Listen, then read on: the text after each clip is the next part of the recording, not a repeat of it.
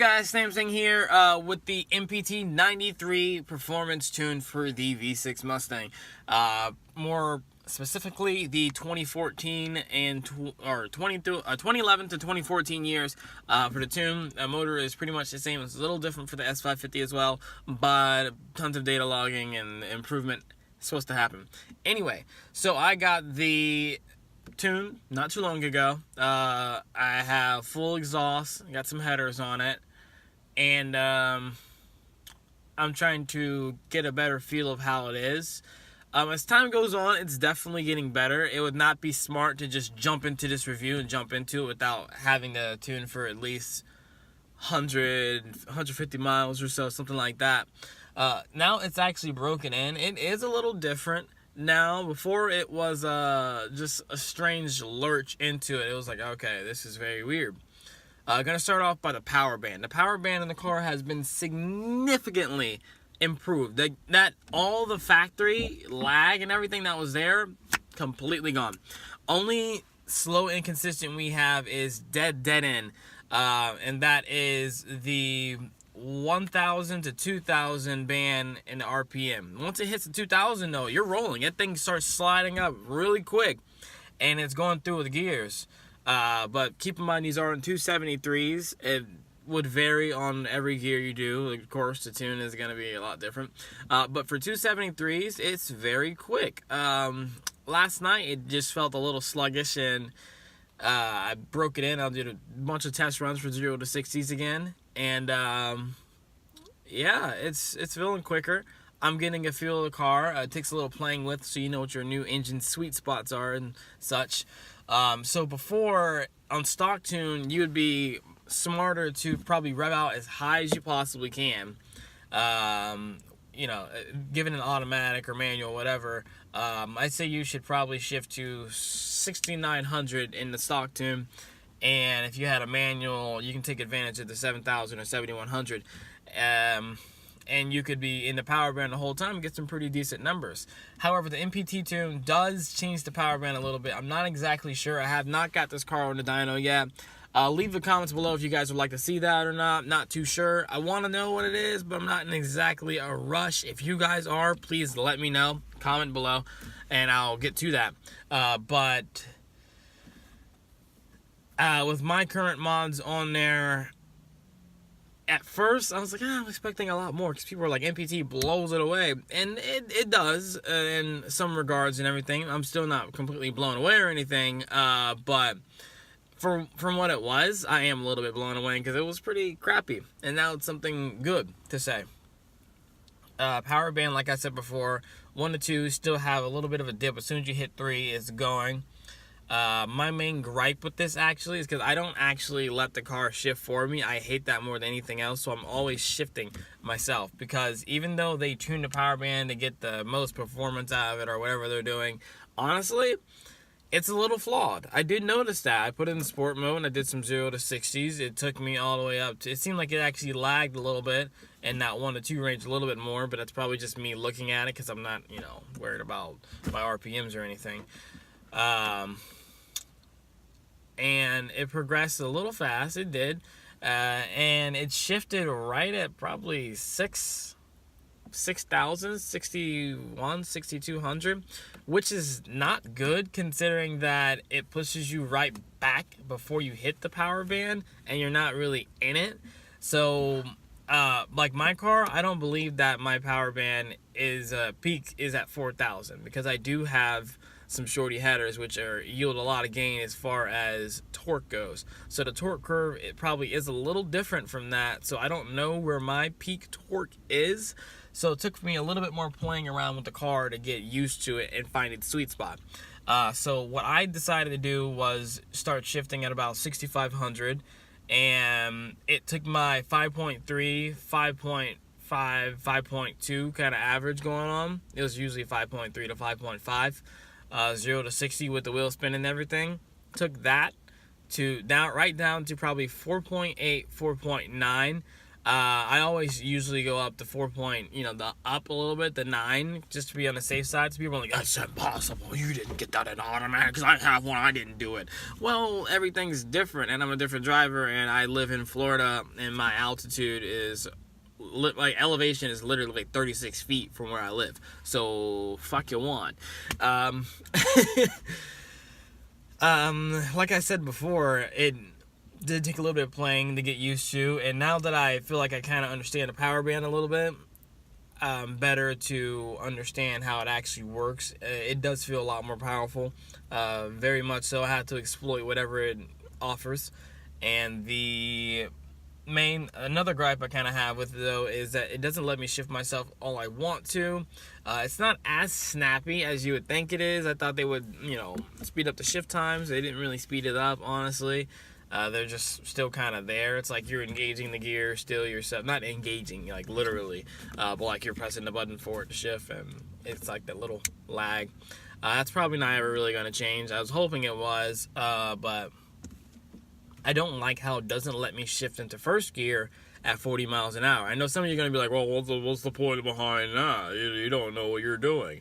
Honestly, you have to understand your own car to really understand anything. If you just say things, you have no idea what you're talking about. It may be true for your car, but it's not true for my car.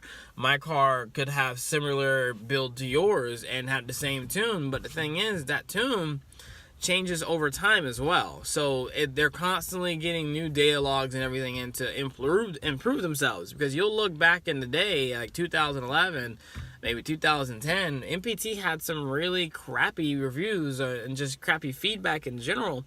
But now it's better, because as time goes on, they're crafting, they know what they're doing, and they're doing good and better and better.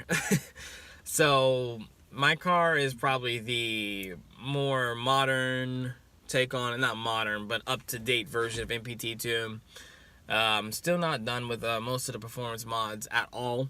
I do plan on getting quite a few things for this car. I'm going to put some 353s, 355 gearing in the car. I don't like 373s. It seems like you have to shift too much. Honestly, it's just, I don't know. It seems a little overkill to me. I know you guys are like, yeah, 373s and I'm going really fast. No, I don't like that. I'd really rather have my 355s. The car is going to see some type of boost in the future. Centrifugal supercharger. I don't like the sound of turbos. I don't like a scavenged exhaust note. I mean, the car already took so much to make it sound good. You think I'm really gonna mess up my exhaust note just to go a little bit faster? No. Not a little, a lot, but I'm not gonna do that. That's not me. Like, if I wanted to buy a really, really go fast car, I would go buy like a V8 or something. I can save up, and all the mods I'm putting in, I can save up and buy a V8 and trade this in. But that's not what I want. That's not what I'm here for. Anyway, yeah, it's pretty. If I had to rate this tune, I would actually rate it probably 8.5 out of 10. There are a few flaws, like I said before, like the whole not letting me shift into first gear at 40 miles an hour. I have to drop literally 39, then it takes me down there. At first, when the car is still relearning all that kind of stuff, it is a little jerky, and 93 tune is really picky on what type of gas or where you get your gas and how it's going to perform. Because if you get like some crappy gas at your local gas station, honestly, it's going to burn through the fuel like that, and you're going to have pretty crappy or not even so decent gas mileage. But if you pay the extra money, take it to like Chevron or BP or Shell. I got Shell gas last night. I'm feeling a much better power curve response, actually. Now, people are going to be like, well, gas doesn't do that much. Honestly, it does, because it resists a little bit more knocking, so it's just smooth the whole way around. And I'm like, wow, man. I didn't think it would make this much of a difference. Like, I'm not I'm picking up like 10 horsepower or anything, or 5 or anything like that at all.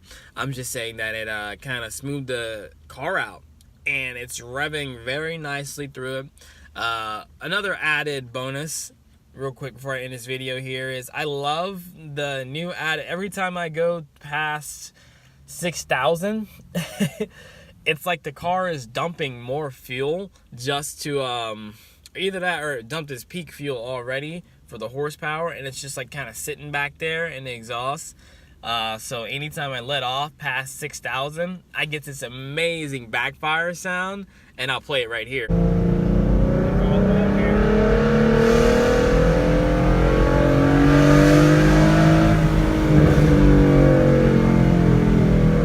But I really like that sound when just driving. It's like, oh, that's really cool.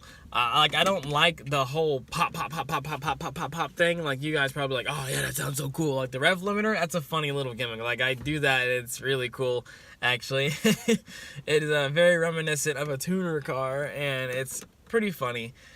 And it's very loud as well. But that's not the pop I'm talking about. I'm talking about, like, when you hear that really loud backfire, like you go on eBay and you're like, yeah, man, I want an MSD two-step whatever. Like, I don't know what you guys are looking for. You're like, oh yeah, I want to shoot flames. So you you buy something that makes your car shoot out an excess amount of fuel into the exhaust system, so you get fire or backfiring. It's like ignition coils or timing, or I don't know, something like that. It's pretty funny. But yeah, I do like to point that out. The exhaust note is actually a lot better too, because like I said before, the whole power band is smoothed out, and especially with this shell gas I've been using, the 93 Nitro, that is really awesome actually. Have not noticed any pings or knocks or anything. I'm not saying I did before, but it completely helps smooth out the power band. Therefore, if you smooth out the power band, you smooth out the exhaust note. So it isn't any lags in there. It's beautiful. It's really, really nice. And I was on my way home yesterday, and there's a GT500 around here. It's a straight pipe one, convertible, and it's about probably 2012, 2011.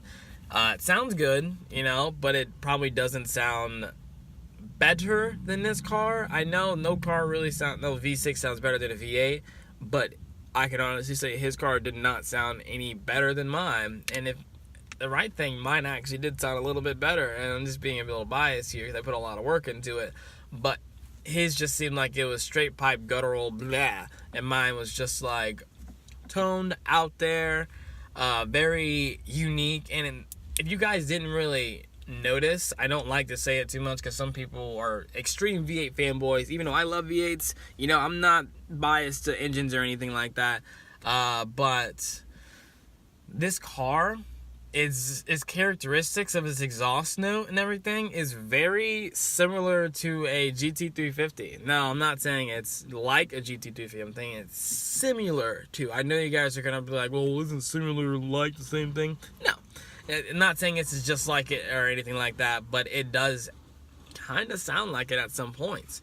And that's just when you have the right exhaust note on and you capture just the right pulses and have them come out like that.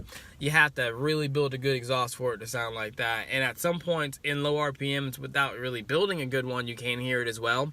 But then it just disappears. You hear that 6-cylinder note. Like I said before, this tune is 8.5 out of 10. Any questions, go ahead and leave them in the comments below. It's just my honest review of it.